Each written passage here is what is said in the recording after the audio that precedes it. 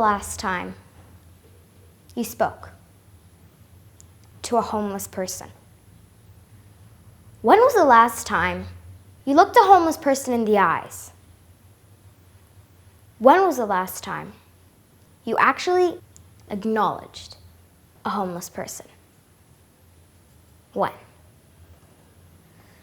Bill Clinton pointed out in the 2010 Yale graduation speech, research has shown that we, humans, share between 99.5 and 99.9% of identical genes. This means that the difference between you, me, and a homeless person is only 0.1 to 0.5%. In other words, we are almost identical. In Budapest alone, there is more than 10,000 homeless people. They're normal people, each with an unfortunate story that led them to live out on the streets. When I was younger, yes, I too was younger once,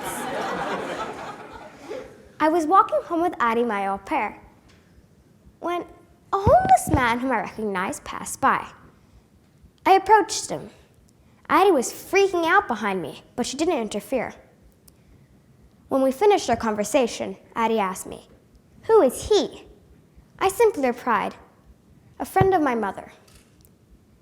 My mother first met him digging the garbage cans at our building. She stopped, spoke to him, gave him a little money, and kindly asked him not to make a mess. Since then, whenever we met in the neighborhood, we would talk. Mom introduced him to me when I was just a baby, and I grew up knowing him. I knew he was a bit stinky. When he smiled, he didn't have all his teeth, but Mom would always take time and speak to him. Once even gave me a little trinket. I still have it. His face always lights up when we have a conversation. I have a couple more homeless acquaintances. The Roma lady on the way to school, we always give her a little something. Sometimes Oreo cookies and bananas. She always has a smile on her face and a few kind words before the traffic moves on.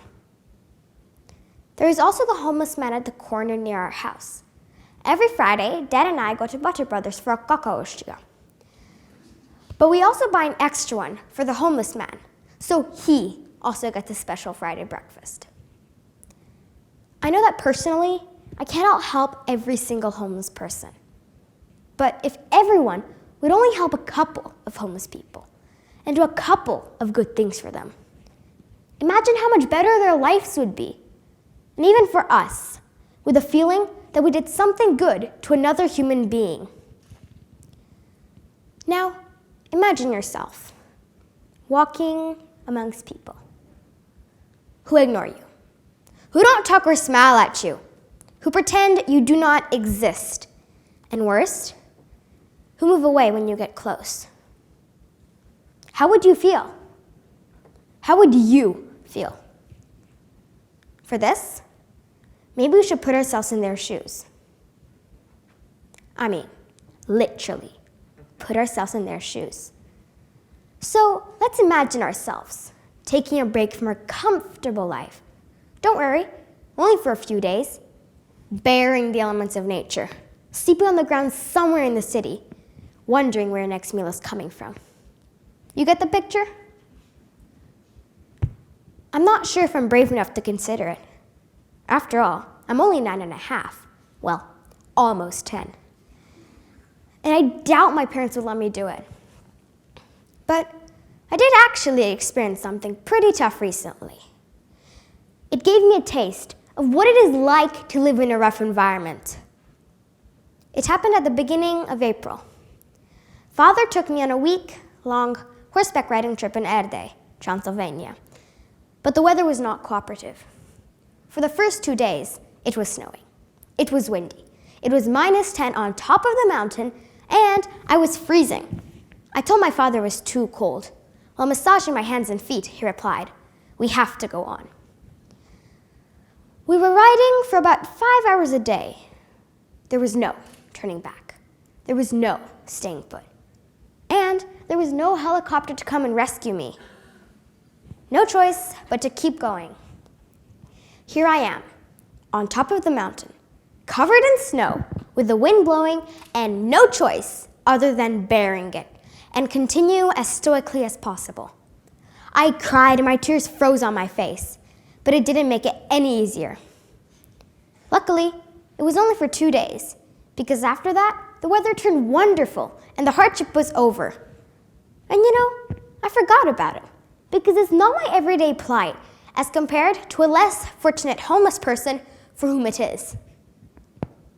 Now, let me go back to my earlier point. Imagine yourself walking amongst people who ignore you, who don't talk or smile at you, who pretend you do not exist, and worst, who move away when you get close. How would you feel? How would you feel? Homeless people are human beings. We should treat them the way we want to be treated. We can help them, first and foremost, by acknowledging their existence. Society, meaning you, me, and everyone else, must help bring them back to normal life. That means, beyond charity, to help them become useful to society. So let's try and put ourselves in the shoes of a homeless person.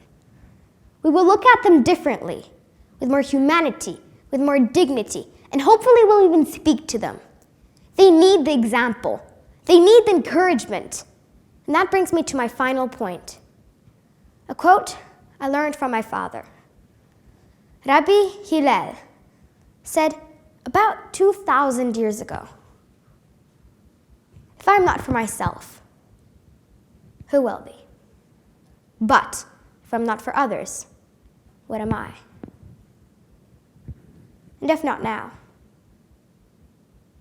when?"